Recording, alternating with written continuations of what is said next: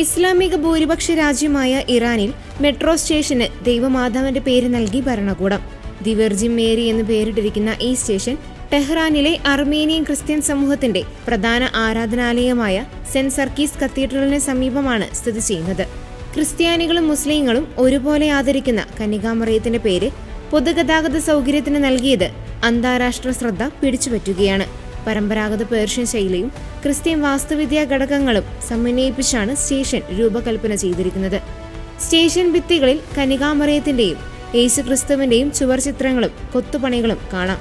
പരിശുദ്ധാത്മാവിന്റെ പ്രതീകമായ വെള്ളരിപ്രാവ്, സമാധാനത്തിന്റെ പ്രതീകമായ ഒലിവ് മരം എന്നിവയെല്ലാം ഡിസൈനിൽ ഉൾപ്പെടുത്തിയിട്ടുണ്ട്.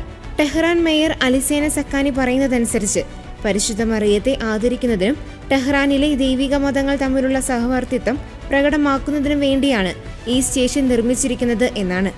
ഇസ്ലാമിക രാജ്യമായ ഇറാൻ പരിശുദ്ധ അമ്മയുടെ പേര് ഒരു പൊതുസ്ഥലത്തിന് നൽകുന്നത് മതന്യൂനപക്ഷങ്ങളോടുള്ള ബഹുമാനമായി ചൂണ്ടിക്കാണിക്കുന്നു.